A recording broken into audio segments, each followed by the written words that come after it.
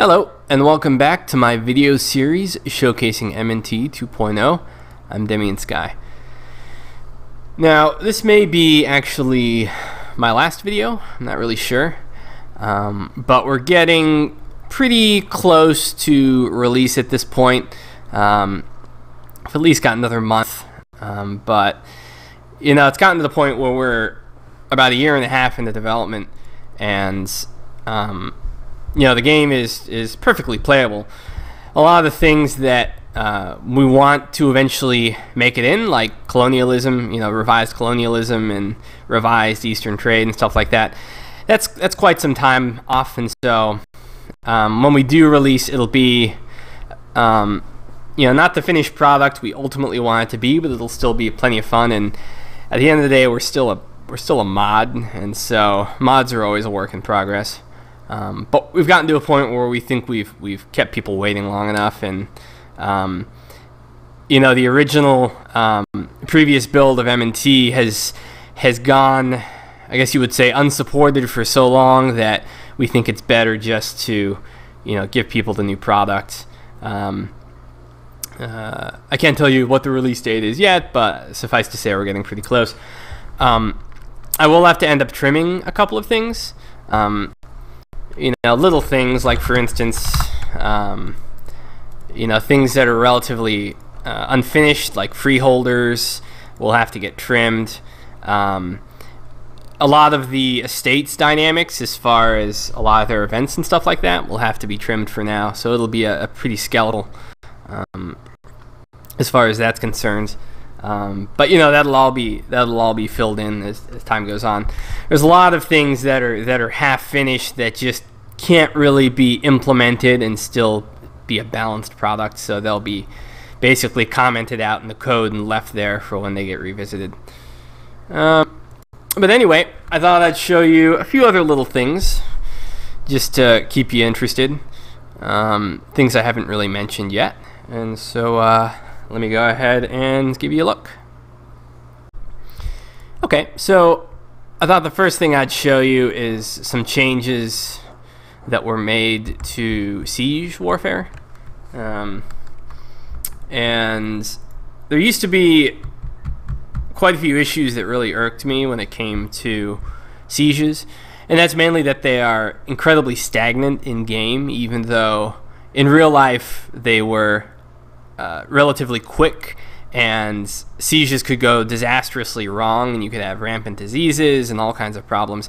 In game, you know, they're multi-year affairs that drag on and on and on with low-level attrition, and so all you really ever have is just a giant stack sitting on top of forts, slowly being bled, but not bled fast enough to make any tactical difference in any of your decision making. So let me clear these Romans off first, and I'm gonna go ahead and head on over to actually, let me take care of, no, don't kill my regiment. Okay, so I'm gonna get some overwhelming numbers here. Actually, this is a good opportunity to show you how it works. I won't lift the siege yet. Okay, so first off, a few things, and this is mainly to help the AI, but Flopsy, one of the team members, and I made a special monthly pulse event system that allowed us to create a new system around sieges. And one of the things that we did was, you can see in the defensiveness statistics here, you can see there is a little modifier called garrison outnumbered, -20%. And what this means is that the more soldiers there are above the garrison, the more of a offensive advantage they get in sieging that particular province. Main reason we did this was because the AI had a really dumb habit of stacking like 100 regiments on top of one stupid little fort, while the player would always split up all of their regiments and be able to siege down much faster. Or you'd end up with situations where you'd have a massive Ottoman stack attacking, you know, a tiny little country, and you'd have siege ring around the rosy because they're all sieging at the same rate, right? And so this helps to break up that that deadlock. And so when the AI stacks a whole bunch of units on top of a relatively small siege, they can get a siege benefit from it. Not as much as they would get from cannons, but enough to make a difference. And then also what we did was we revised the disease system. In fact, we actually took the old disease system out entirely and added in our own attrition system for forts. And so when forts are besieged, they're actually much more like battles, in the sense that you can have pretty significant and rapid casualties, even though the siege goes a lot faster. So we removed you can see there's no chance of disease here anymore. And instead, we made our own system. Let me slow things down a little bit. Let's see if any disease hits. So first off, disease used to be based... Oh, they're leaving. Disease used to be based on... Hey, hurry. Disease used to be based on ticks. On siege ticks. And so what used to happen was every time a siege would tick, there was a chance that there was a disease. And this was kind of screwy, because what that meant was that if you were sieging the province faster, you would get diseases faster, which meant that you were kind of like being punished for being better at sieging, which was kind of stupid. And if you ended up getting their defensiveness low enough, you would end up with a situation where your soldiers are getting like machine gunned down by disease, because the disease ticks are happening really fast. So what we did instead was we made disease based on monthly ticks instead. So every month there's a chance that you get a disease. And so you have an incentive to try and get the siege done as quickly as possible, because otherwise your people are getting killed by disease outbreaks and things like that. So let's see if we can get one. I'll show you what it looks like. Let me speed things up a little bit, maybe.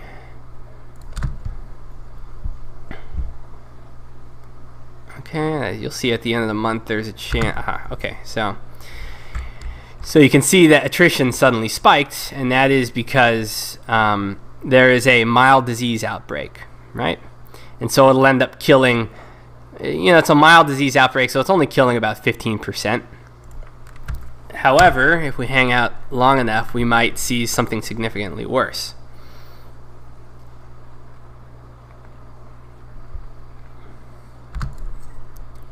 Let's speed it up a bit.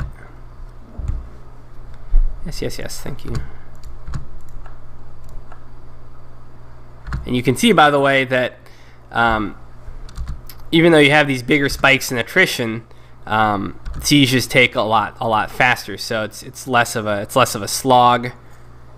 Looks like I'm getting uncharacteristically lucky here. There's about 25% chance each month that you get a disease outbreak that does a pretty significant amount of damage. Let me find someplace else to siege here. Maybe Thessalonica, if I have enough people. Let's see. Oh, okay. Good. So you can see the Romans here have gotten a severe disease outbreak, and you can see that their casualties will be 31%, right? A severe disease outbreak isn't super common, but what it means is that as soon as that tick takes place, it always happens at the end of the month, so you can't escape it. Boom, you can see their numbers took a substantial hit. And so what this dynamic does is it creates a situation where if you have your army nearby, but you're not strong enough to take on the enemy army because their numbers are simply too great, what you can do is you can hope for a significant disease outbreak, just like the second siege of Vienna. And once that disease outbreak hits hard, you can swoop in with your troops. You can sortie out with your garrison and then possibly overwhelm them. Previously, diseases were so weak that there was never that kind of opportunity where there was an opening to attack. And so And so now you can see how the new disease system creates openings, as well as makes sieges a lot more like a battle and a lot more unpredictable. So yeah, that's the new siege system. It also tends to jack up your war exhaustion a lot faster as you're sieging down. You know, if you're sieging super fast, and you can see that there's no way to reduce war exhaustion now simply by spamming a button. So you really have to be careful when it comes to offensive wars. Offensive wars can really rack up attrition and therefore war exhaustion really quickly. Okay, so I thought I'd show you guys what tribes look like real quick. They're kind of a work in progress. I did a lot of that scaffolding work on them, but they still have a bit of a ways to go. But they have a few important mechanics I wanted to talk to you about. So basically, they're a lot different than vanilla. And not just that, but hordes actually will behave a lot different than in vanilla. Previously, hordes were kind of, vanilla tried to kind of artificially bloat their numbers by giving them really crazy gamey advantages when it came to unit maintenance and land force limit and stuff like that. And they were really kind of awkward to play. And so I thought what we should do is recreate the actual reasons and circumstances for why tribes were able to be so badass and so scary. And the reason is because they, tribals, especially out on the steppes, they lived in kind of semi-nomadic or nomadic situations where they were able to mobilize, almost their entire society at once, or a very large percentage of it, and most of their wealth was bound up in property that could be moved. Right, it was in livestock and horses, and they didn't really have big cities that they were tied to very often. As much as the quote unquote civilized folk. And so what we did was we had a system by which if a tribal estate controls a province, first off, they have tons of autonomy. So most of the wealth of the province, goes to the estate. But not just that, but all of the wealth that would normally be generated in the economy, none of it is invested in any of the infrastructure that would normally improve the province. So nothing goes into farming efficiency, nothing goes into buildings. All of that money instead goes straight towards supporting troops, right? And so the actual, wealth and GDP of Mughalistan is not very impressive, but they're able to support a tremendous amount of troops because all of the money that would normally be going into farming efficiency and new buildings and rural infrastructure, that just goes straight into what I call the tribal wealth pool, right? And that money is used to determine how much of a tribal host is kept in the tribal estate. And so even though the tribes make they technically, their land is far less developed than nobles and burghers out in the west and to the east, but because all of the wealth that they do have is put towards soldiers, they have a fairly large number of soldiers. Now, this is where things get interesting. How much land is controlled by the tribes doesn't necessarily determine how many troops that they have. What happens is every month money is added from the lands to the tribal wealth pool, and then money is taken out, which then goes toward sustaining the troops. But here's the thing, there's ways to get money for the tribals other than simply the stuff that comes off the land, right? Because there's not much development, not much is coming from there. However, if Mughalistan were to decide to invade China and they started looting the dickens out of everything and looting buildings and stealing wealth and things like that, all of that wealth would go into the wealth pool of the tribes, and then that would inflate their numbers as you know, more able-bodied men came in from surrounding tribes, or more people were able to equip themselves, and they were able to afford more horse and more livestock and things like that. And so whenever a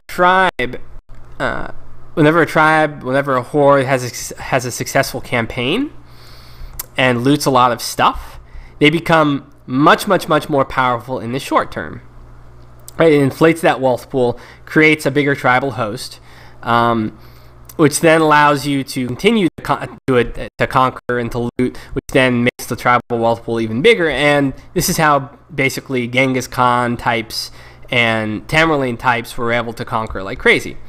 So if you were to play a Tamerlane game and you conquered chunks of India and Persia, every time you successfully conquered something and made more money than you lost, then your tribal host would get bigger, which would allow you to conquer more, which would allow you to conquer more. The only problem is that your tribal wealth pool will end up declining over time if you can't keep conquering stuff and taking loot, because the land that you actually have that you're making income from isn't very powerful, and so basically you'll have more money going out than coming in. And not to mention, when tribes go to war, they increase your loot damage, quote unquote, much more. So you loot way more and do way more damage when you invite the tribes to come fight with you. As soon as you fight a war in which you fail, so if you were to conquer your way through Persia and then attack the Ottomans and lost, and your tribes became more poor as a result, their loyalty would end up going down if they lost more money than they gained in the war. And then you could have an issue where they try to overthrow your government and replace you because of your failure. But with these new mechanics, what this allows us to do is have runaway success with hordes, where they can plausibly attack China and successfully conquer and loot it. I actually had a game that I was watching, an Observer game, where United China was showing signs of weakness, and then Mughalistan basically attacked them and brought in 30,000 troops, had some success, made their loot pool bigger, and then they were able to bring more soldiers the next time and have more success. So that's how tribes work. Let's see if I can attack someone real quick. Let's say I wanted to go to war. You can see I haven't done much with them yet. You can see I can demand partial military support or request full military support, and you can see inviting them initially causes a loss of loyalty, but if you bring home enough loot, then you gain that loyalty back. How much loyalty you get at the end of a war depends on how much you've looted relative to the tribe's size. And you can see down at the bottom, you can see a fully mobilizing tribes will cost them 120 ducats. And then every year they will offer more manpower and some ducats to support your war effort. And we have algorithms running in the background which tabulate any time the tribes spend money on the war. And so once the war is over, they compare how much they made with how much they lost. And if they've made more, you gain loyalty. If they've lost money, then they get pissed off. And so there's actually a situation where as tribes, you may not necessarily want to run a war too long, because ideally you want to swoop into the places that are the most developed, have the most loot the crap out of them, and then make an exit, so that the tribes don't end up spending too much money frivolously on the war. So you can see I went ahead and raised my tribal cavalry. Should be a few more coming. Yeah. But tribal dynamics and horde dynamics will be much different than previous. It'll be much more lifelike, the way that they go to war and the reasons they go to war.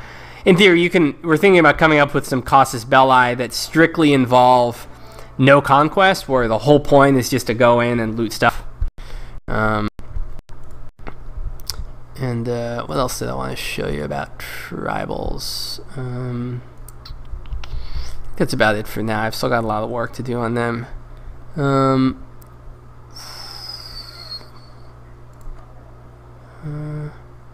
Yeah, you can see their influence in a horde. Basically, what determines why a horde is a horde is how influential the tribals are. And there's a lot of other little details about tribals too. There's going to be a system by which you can attempt to try to civilize the tribes. So eventually, if you want to flip the tribal estate to a noble estate, you have to try to develop the land. You have to try to bring in the legalism estate. It's pretty difficult. And the problem is, it's almost impossible in game to flip a tribal estate that is in the desert, because it's much harder to develop the desert. But you can see over in the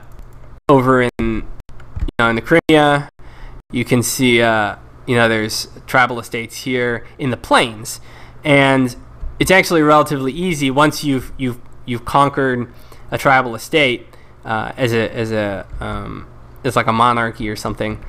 It's much easier to try to develop grasslands, and once you've done that, you can get the tribes to settle down, turn them into nobles. And really interesting tidbit about tribals is tribals, since they're pastoral largely, or they have fairly simple farmsteads, they don't rely on a lot of farming infrastructure and things like that. And so as long as the tribal estate controls the province, they don't invest anything in farming or infrastructure, but if the province gets looted, it doesn't do any damage to the underlying carrying capacity of the province. So tribals can return pretty quickly. The downside is that carrying capacity cannot be improved in the province until tribals have been removed. And so what that means is that if you can move into these tribal plains areas and civilize them, quote unquote, what you'll see is a massive population explosion in this area, just like there was in history. And so the sooner you can get into these, to these fertile areas and civilize them as an outside power, the faster you can turn them into really population powerhouses. That's a lot harder to do once you get to the true cold steppes. Once you get past the Urals, because they are not easy to improve at all when it comes to their economy. Okay, so this I think will be the last subject for the video. I'm going to go on to corruption in a bit more detail. We have a much more fleshed out corruption system now in MNT 2.0. It still has some work to be done, but the foundation should be there on release. So I showed you last time privileges, right? So your different estates each have their own individual flavor based on the types of privileges that they have. And as the game goes on, your various estates will attempt to coerce you into gaining special advantages for themselves in the form of privileges. And this tends to make them more powerful, gives them more money or more influence, etc. At the cost of something to you, right? Let me turn off debug mode real quick. And of course you can give out those privileges too if you need some favors. So you can see here, right, I can ban most commoners from the officer corps, which hurts yearly army tradition and hurts military tech, but I get 20 loyalty with the greater nobles, 15 stability points, and then you can see down below, granting this privilege will generate 0.015 yearly corruption. I'm currently gaining 0.155 yearly corruption from the greater nobles. The more influential an estate is, the more these privileges will sting you. So for instance, if I give out ceremonial officer posts to the greater nobles, you can see that I only lose 1 discipline. But if I were to do that with, I think Hungary has a fairly powerful Yeah, greater nobles. You can see there's 3% discipline loss. And that's because they're significantly more powerful, you know, at 50%. And you can also see that I get a lot more corruption when I give the same privilege to a much more powerful greater noble estate. And once greater nobles start, or once any estate really starts to rack up these privileges, it can become a significant problem as far as corruption is concerned.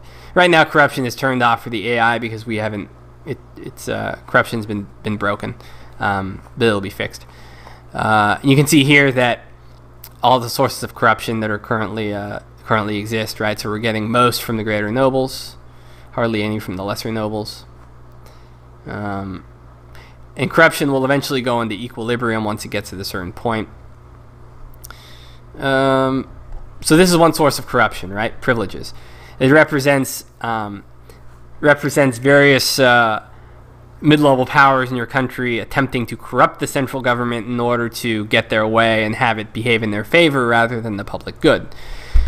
However, there's a second kind of corruption. You can see the state here has 38% influence relative to the other estates. And the more powerful your state is, the more it itself can become corrupted. And so you can see, for instance, let's show you an example of a corruption event. So, bribery, right? Bribery has gradually become more common in our government, especially among our tax collectors. So you can see here that the more time goes on, the more likely it is that a corruption event will fire, and it'll be different types of corruption. Like, so for instance, you can see here it's bribery, right? And when I accept it, I get a short period of time where it's cheaper to maintain the state, but long term, you know, I lose trade efficiency, lose production efficiency, lose tax efficiency, and there's a yearly corruption cost, right? And you can see here that there's different types, right? Here's hereditary administrative positions. Government posts have progressively become heritable. With central state positions becoming heritable, they also become ornamental in nature, making it more difficult to bring proper talent into our administration. And you can see down below, if I accept it, I get a short benefit because I'm able to leverage those hereditary positions. But long term, you can see advisor cost is a good bit bigger because it's harder to bring in true talent because, you know, the government's being packed with a bunch of nobles who aren't necessarily competent. And you can see, well, let's increase my stability real quick. Okay, so let's go ahead and fire the first one again. Okay, so there's different levels too of the different types of corruption. So if bribery fires again, you can see I could end up with level 2 of the bribery corruption. But if you have high enough stability, you can attempt to try to stop corruption dead in its tracks, right? So if I don't want to get the second level of bribery, which would have double the impact it had before, then I could attempt to fight it. And you can see, yeah, you can see the penalties are fairly significant if I want to fight it. So you can see I have to spend 100 administrative points. I have a 50% chance of losing 1 stability 3 times, and I get a negative stability modifier for the next 10 years. So let's say I fight it, I lose 2 stability, oh no, but I didn't get the corruption. Now, these corruption events will happen faster based on a number of possibilities, right? The bigger your country is, the faster the events will fire. So Hungary, it's not too bad because I'm not a super big country. It'll fire faster the bigger the state estate is, right? So 38% is pretty big, so I'll get corruption events fairly quickly. Also, corruption events fire faster the less corrupt the state is. So as you become utterly saturated, it doesn't create a death spiral because the events will actually come in a bit slower. And the moral of the story there is that it's sort of impractical to try to become completely and utterly uncorrupt. because events will be firing a bit faster, right? So if you have half of the different types of corruption, let's say we also have a culture of decadence. Let's say we also have, let's give ourselves a corrupted judiciary. Let's give ourselves, let's try another one, a corrupted navy. Let's give ourselves a corrupted army. So with all this corruption now, the events will start coming in slower. If I were completely uncorrupt, they might be coming in once every 15 or 20 years. At this level of corruption right now, they might be coming once every 30 years. And so just like in real life, there's no such thing as a completely uncorrupted government. The various estates will also be demanding privileges as well, based on the same terms as the state, right? So the bigger you are, the more they will demand privileges. This basically is because it's harder to manage and exert proper control and keep a government uncorrupt when the bureaucracy is so big and the empire is so sprawling. The fewer privileges a state has, the more often they'll come demanding them. Oh, really interesting detail I did not mention. Let's okay, so corruption, factionalism. So when you choose to fight corruption, when it pops up, the penalties are actually randomized every time, and they can be different every time. As you can see here, there's still a lot of chance to lose stability, but I have to spend more admin points than last time, and I have 50% stability malice for 10 years. So this is actually much harder to fight than the first one I fought. And what this does is it makes the decision different every time. So right now the cost is really, really steep to fight corruption. And so I may just be like, you know what, I'll go ahead and take it for now, and I'll find a way to remove it later. On the other hand, let's say, boom. So here's another corruption event, but this time you can see the cost is significantly less. So rather than accepting it, it may just be better to fight it here and now because the cost is relatively low. Let's see. We also have basically the idea is that it always keeps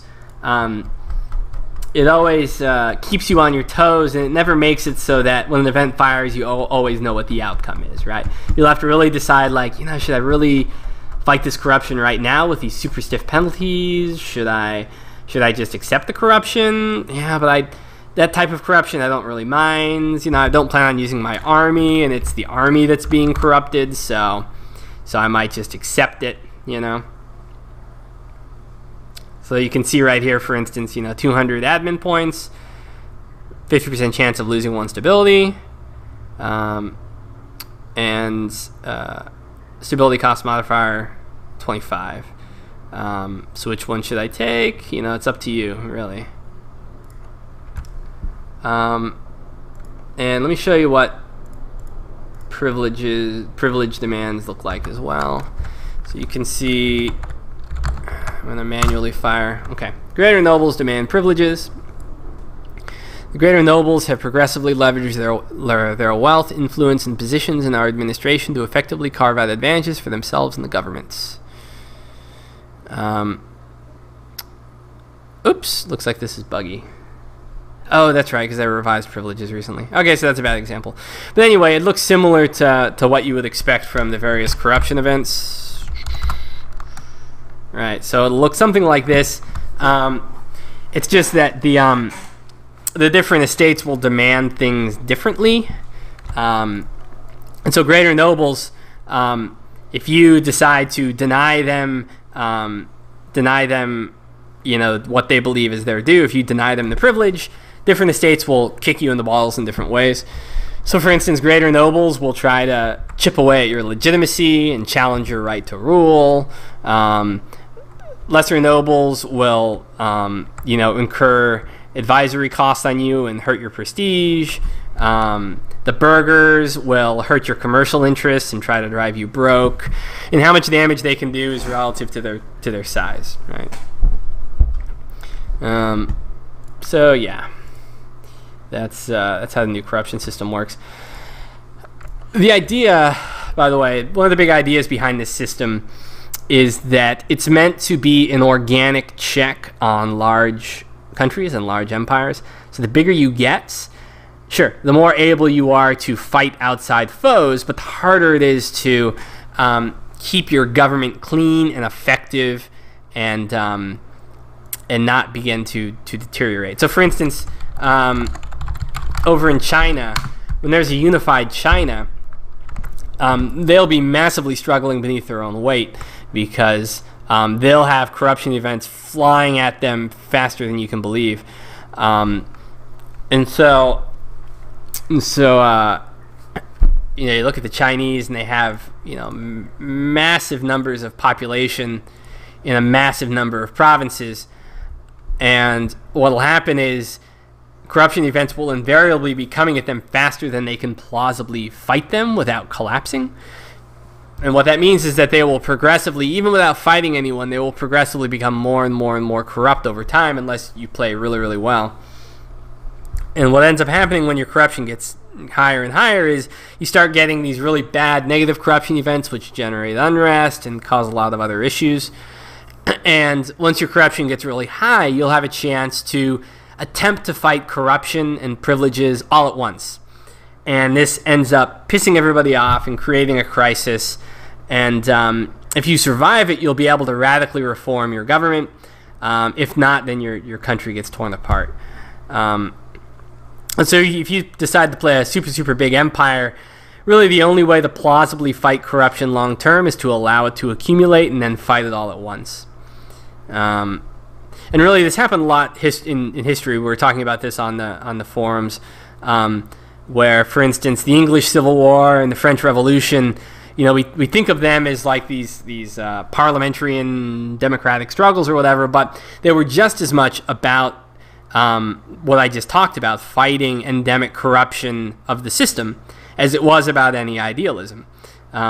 And even though France, for instance, ended up with a monarchy after the whole ordeal was over, most of the reforms that they passed during that time to remove the various privileges of the nobility and to reform the tax code, a lot of those ended up sticking, as well as reforms to the military as well, as we all know. So anyway, like I said, corruption and privileges and estate events and stuff like that won't be totally fleshed out by the time release rolls around. So you'll have them in kind of a skeletal form, you'll have the spirit of those various systems, and we'll be adding on to them as time goes on. Yeah, I guess that's it for now. Don't know if there's going to be another video after this. If I can make enough progress, and if the team can get the game revised to Mandate of Heaven fast enough, I was going to try to get a copy of the game out to DDR Jake and Roomba, so that they can play a test game or two to show you the mechanics themselves.